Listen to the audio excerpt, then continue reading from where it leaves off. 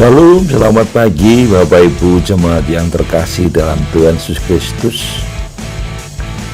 Mari kita akan bersama-sama menundukkan diri di hadapan Tuhan, merendahkan hati kita dengan kita merenungkan firman Tuhan sebagai landasan dan juga sebagai dasar dari setiap aktivitas yang akan kita kerjakan sepanjang hari ini.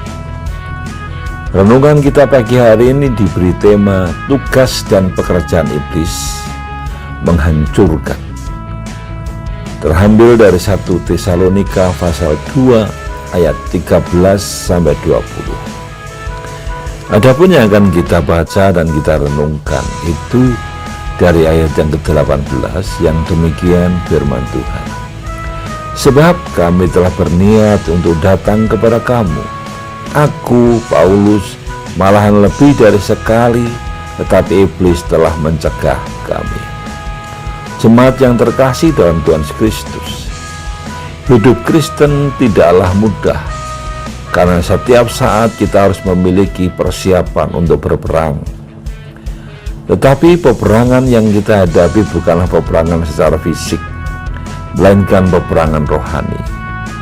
Seperti dikatakan dalam Efesus pasal 6 ayat 12, karena perjuangan kita bukanlah melawan darah dan daging, tetapi melawan pemerintah-pemerintah, melawan penguasa-penguasa, melawan penghulu-penghulu dunia yang gelap ini, melawan roh-roh jahat di udara.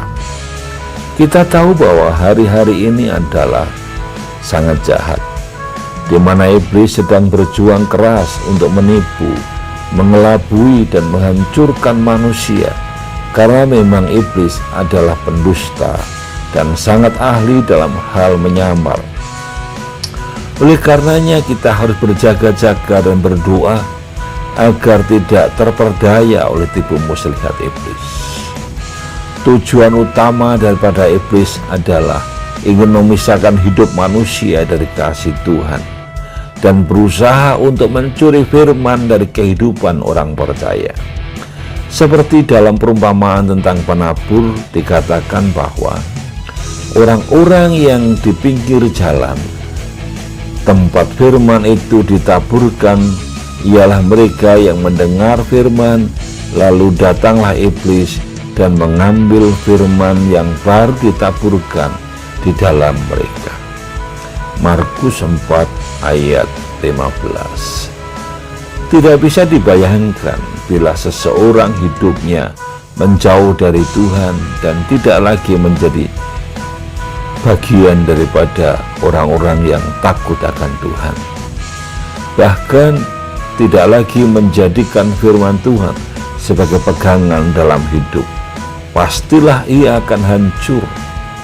Memang itulah yang diinginkan iblis atas hidup manusia, agar mengalami kehancuran dan kebinasaan kekal.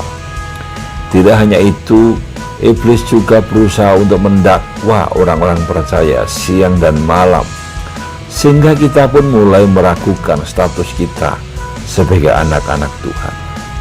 Akibatnya, kita semakin bimbang dan tidak lagi percaya akan janji firman-Nya. Di sini kita melihat ada masalah sedikit saja, kita langsung bersungut-sungut, marah dan menyalahkan Tuhan, lalu meninggalkan Dia. Bapak Ibu yang dikasihi Tuhan Kristus, di akhir zaman ini, di mana kesulitan demi kesulitan terjadi, adalah waktu yang tidak disia-siakan oleh iblis. Ia akan menyamar sebagai dewa penolong.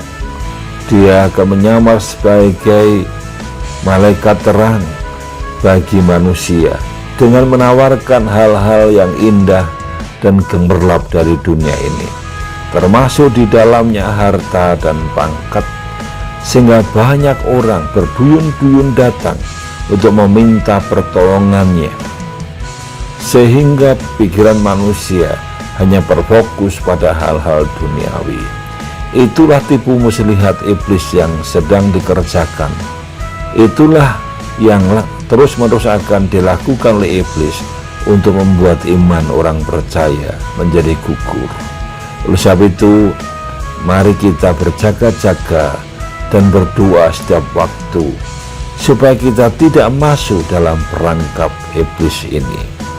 Oleh sebab itu, kuatkan dan teguhkan hati kita, jangan sampai kita menjadi terjerat oleh karena tipu daya daripada iblis.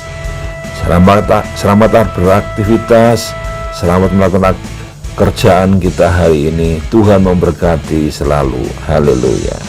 Amin.